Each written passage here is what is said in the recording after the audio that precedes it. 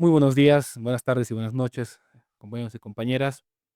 Estamos aquí en Boquerón, un espacio de jóvenes autoconvocados que tienen el interés y la necesidad de poder hablar sobre la coyuntura política, económica y social que vive nuestro país.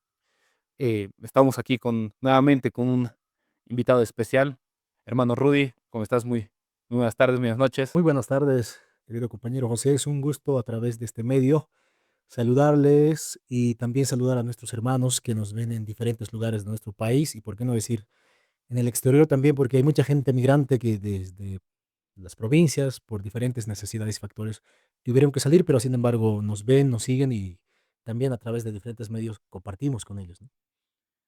Aquí nuevamente con hermano Rudy, excomandante de los Ponchos Rojos de la provincia de Huamasuyos.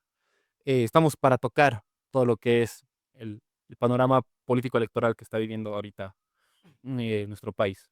Hermano, ¿cómo ves ahorita el panorama electoral de cara a las siguientes elecciones que están ya a la vuelta de la esquina?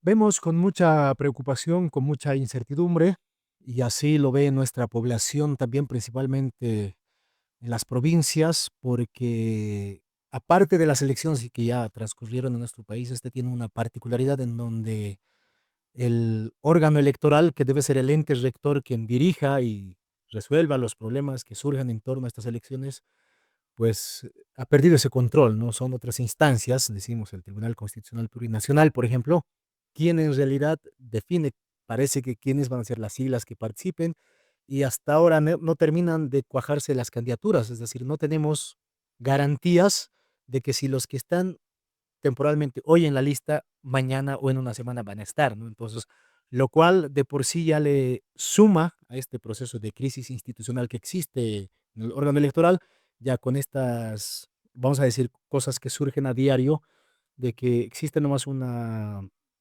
incertidumbre que se teje y que tiene también bases muy reales para preocuparse, ¿no? De si hasta podrían llevarse o no llevarse, ¿no? Siendo en el caso muy, muy extremo, pero sin embargo, eso es una gran preocupación. No se termina conociendo quiénes son los verdaderos candidatos.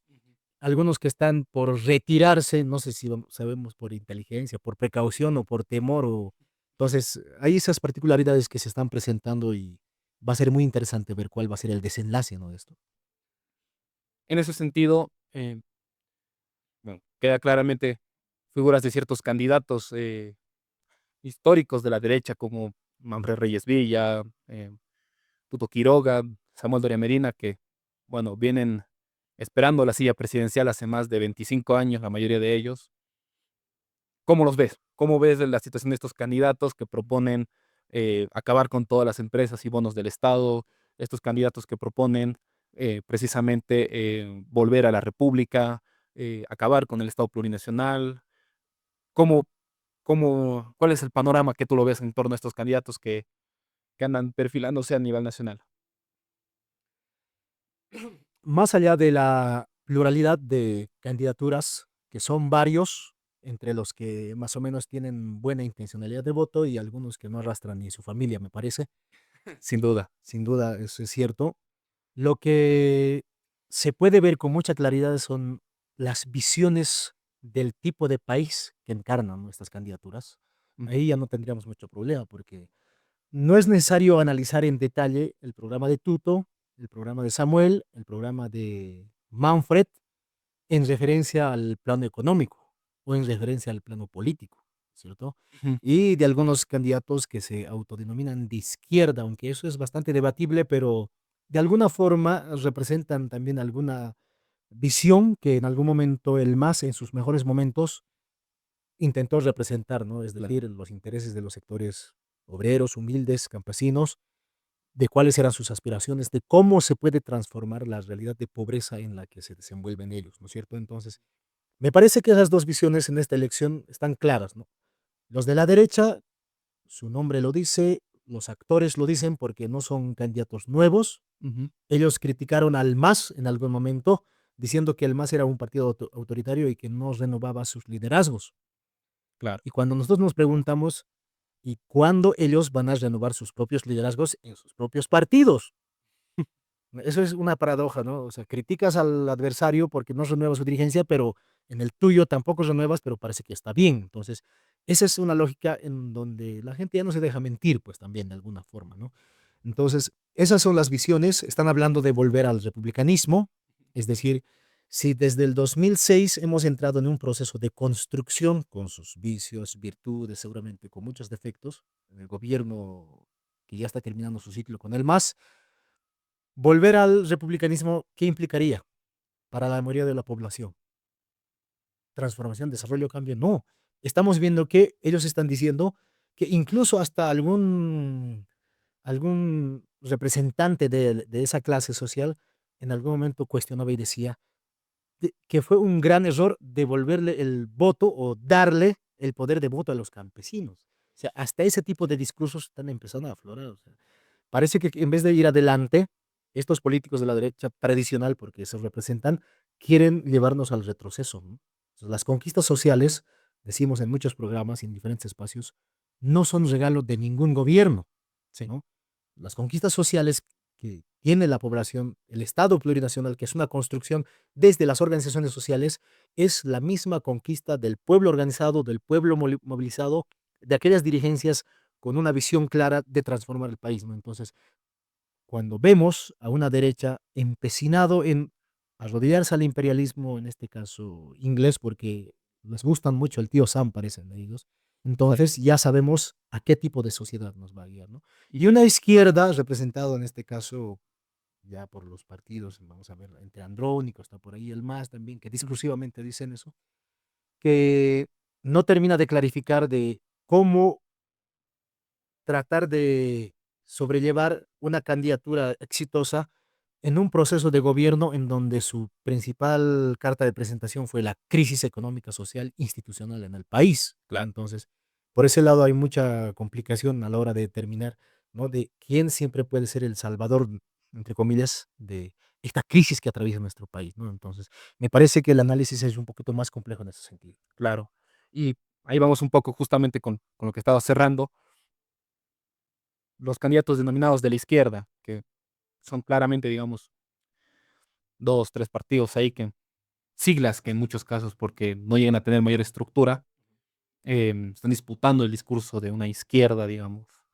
Ahí tenemos al mismo Eduardo del Castillo, Eva Copa, propio Andrónico Rodríguez, que claramente 2 de ellos en las encuestas se los ve más débiles y uno más fuerte, pero ¿cómo lo ves ese panorama? ¿Realmente representan a un bloque, popular, a los trabajadores, a los campesinos, al mundo indígena, a la economía popular? ¿Cómo lo ves tu hermano? Me parece que hay que tomar muy en cuenta lo que en algún momento decía Felipe Quispe, ¿no? Y con mucha sabiduría señalaba, él en algún momento decía, el voto del salvaje debe ser para el salvaje, ¿no? Entonces, Ujú, habíamos que nomás tomar el sentido común de nuestra población para ver en quién podemos confiar el voto electoral, ¿no? En esta ujú, coyuntura tan difícil, tan crítica, porque si bien Felipe en aquel entonces tenía problemas muy fuertes contra Evo Morales, hay que decirlo con mucha claridad eso, ujú. ¿no? Ya todos sabemos de por qué, cuál es la razón, ¿no?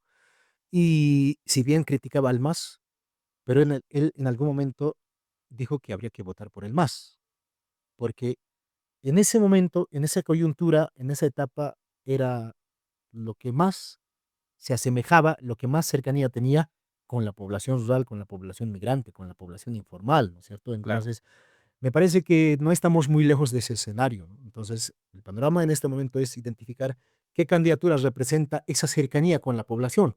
Porque si vamos a decir ninguno de estos candidatos sirve, vale la pena, entonces que se vean todos al diablo, ¿eso a quién va a beneficiar en términos políticos? Eso al final va, ya sea el voto nulo o el voto blanco, va a terminar beneficiando a la derecha. Obviamente uno con su desquite de rabia, etcétera, etcétera, va a decir nulo, pero ¿va a beneficiar al sector popular? No lo va a hacer, sabemos que no lo hace. Entonces, hasta en esos términos había que analizar también, ¿no? Entonces, la derecha representa otra vez, reiteramos, el retroceso, la eliminación de las conquistas sociales y lo que representa volver al estado del republicanismo, perdón, en donde el republicanismo representa la exclusión de las mayorías y el aprovechamiento del aparato estatal por parte de unas cuantas élites, logias, que siempre han vivido del Estado, ¿no? Entonces, eso habría que claro. tener mucho cuidado. claro, es un retroceso, digamos, para el bloque nacional y popular el apostar por el voto nulo, por el voto blanco y mucho más por los candidatos de la derecha que no tienen nada de nuevo, que no tienen nada nuevo que decirle realmente al país en el pasado. Y en ese sentido, hermano, un poco cerrando, ¿qué toca, digamos, ahora como tarea al bloque popular, a los jóvenes, a los trabajadores, a los obreros, a los campesinos, a la economía informal, a los migrantes? ¿Cómo tenemos que afrontar ahora este escenario entonces? ¿Cómo lo piensas, hermano? Tenemos muchas tareas pendientes, es cierto, pero me parece que hay 2 tareas fundamentales que se debe resolver. Uno con una premura muy rápida, ¿no? Porque así exige la coyuntura político actual, porque hasta el 17 de agosto tenemos que terminar clarificando de quién es el candidato que nos va a representar y cómo podemos, de alguna forma, intentar incidir a partir de, digamos, de a partir de esa candidatura ver reflejados nuestros intereses de transformación, decíamos, ¿no? Y lo segundo, me parece que hay un trabajo de largo aliento que hay que realizar. Eso significa la renovación, no solamente en el aspecto político con figuras nuevas, sino principalmente en el ámbito sindical social, ¿no? Desde las estructuras orgánicas, en los sindicatos campesinos, en los sindicatos de fabriles, mineros principalmente, porque la historia de nuestro país se ha caracterizado con una dirigencia minera combativa, con mucha formación ideológica política, con claridad de conciencia de clase, lo que hoy en día ya no existe, ¿no? Producto de eso, Guarachi tenemos más parece un político que representante sindical minero que, bueno, pues ha Sin duda. convivido con diferentes gobiernos, ha convivido con gobierno de Evo Morales, ha convivido con gobierno de Yanine Áñez, ha convivido con gobierno de Lucho, etcétera, etcétera, ¿no? Entonces, eso es necesario renovar y eso tiene que surgir a partir de sus estructuras internas del movimiento minero. En el aspecto sindical, tuvimos en algún momento de nuestra historia una CSUCB gloriosa, combativa, representante con Genaro Flores primero, ¿no? Y luego con Felipe Quispe y otros dirigentes, quizá en menor medida, pero que tuvieron esa conciencia de lucha sindical, ¿no? Pese a sus limitaciones económicas de aquel tiempo. Entonces no tenemos eso. Hacemos honor a Tupac Katari en el aspecto del descuartizamiento solamente, ¿no? Así estamos, porque Tupac Katari murió descuartizado y nuestra organización ahora están descuartizados, ¿no? Porque después no nos asemejamos en nada más, ¿no? Pero eso hay que cambiar, ¿no? Entonces, eso significa renovación de dirigentes, no importa la edad que tengan, sino que tengan ese compromiso de dirigir esta dirigencia, ¿no? De encaminar a la coyuntura actual de mejoras, ¿no? Para sus afiliados, para quienes realmente representan, ¿no? Entonces, esos 2 trabajos me parece que son fundamentales. El trabajo político de identificar una candidatura, en función de esa candidatura, cómo defendemos los derechos que hemos ido ganando en las calles conjuntamente con nuestra población. Y lo segundo, de construir ese trabajo ya más de largo aliento, de largo plazo, de renovación de dirigencias y reflexionar la parte ideológica de formación, ¿no? Lo que una ausencia grande está mostrando en estos días. Perfecto. Sin duda es una tarea de corto y de largo aliento que es necesario para profundizar y avanzar en las conquistas sociales, en los derechos sociales que ha costado tanto esfuerzo al pueblo boliviano, sin duda. Nuevamente, muchísimas gracias por haber estado aquí, hermano Rudy. No sé, tal vez unas palabras de despedida, hermano. Muchas gracias a ustedes, José, por invitarnos y hacernos parte de estas reflexiones que deberían ser constantes, ¿no? Nosotros, de Sí, alguna forma, como ex dirigentes, tenemos todavía ese contacto con nuestras comunidades, con los dirigentes muchos dirigentes que todavía tienen esa iniciativa de poder intentar dirigir desde las comunidades subcentrales, centrales agrarias, provinciales, con una conciencia clara de no buscar protagonismo personal, ¿no? Lo que hoy en día se ha hecho una bandera común. Es decir, los dirigentes hoy en día los ves en la Plaza Murillo o cualquier lado con cargados sus foldercitos y no necesariamente son proyectos, ¿no? sí, Bueno, llevan documentos personales para aparecer seguramente en cualquier lista. Hoy, producto de eso, estamos viendo, primero, algún dirigente, estoy hablando de la Tupac, brinda apoyo a una candidatura y al ver que ya no le quieren dar, vamos a decir, cupos con relación a las candidaturas, entonces dice, estamos evaluando retirar. O sea, ¿has apoyado porque tenías la convicción o estás apoyando porque buscabas el cargo? Es una gran pregunta, ¿no? Entonces, pero no todo está plagado de dirigentes corruptos, ni prebendales en nuestro país, en nuestros departamentos, sí. sino también tenemos muchos dirigentes, principalmente jóvenes, con quienes entablamos diálogos constantes, porque tenemos esa preocupación de que si la derecha vuelve, y hay que ser muy claros, vamos a tener que volver 30, 40 años atrás, ¿no? Y eso no lo van a pagar los de la derecha, eso lo vamos a tener que pagar el pueblo trabajador, el pueblo humilde, los que venimos de las clases sociales más oprimidas, ¿no? Entonces, en ese sentido, me parece que esta elección, a diferencia de las anteriores elecciones, tiene esa particularidad Ujú. de pensar muy bien, analizar, porque no estamos en una elección común, estamos jugándonos en dos visiones de política, ¿no?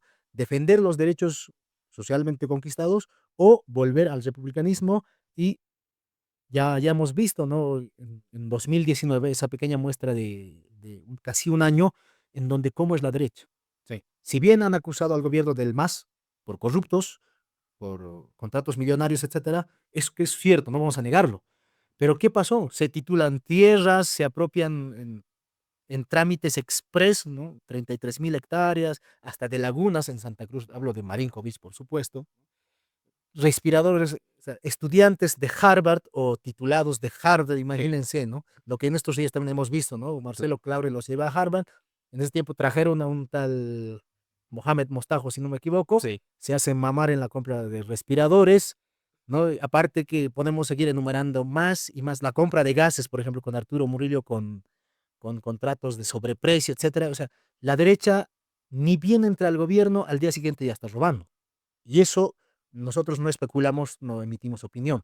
Hemos visto en el gobierno de Janine Áñez y muchos candidatos, ya para cerrar la idea, muchos candidatos que ahora están con intención de voto importante, estuvieron coludidos con la gestión de Janine Áñez. Y por tanto, sabemos a dónde nos va a conducir. La población tiene que pensar, y principalmente nuestros dirigentes, ¿no? Nuestros liderazgos, trataremos por lo menos de imitar los pasos de Felipe Quispe, con errores, por supuesto, pero intentar representar, ¿no? Esa genuinidad que existía en nuestros sectores populares, ¿no? Porque de lo contrario estamos condenando al sector a los quienes decimos representar, ¿no? Y eso va a ser muy triste. Muchas gracias por este espacio. Un saludo cordial a todos nuestros hermanos que nos ven en diferentes partes.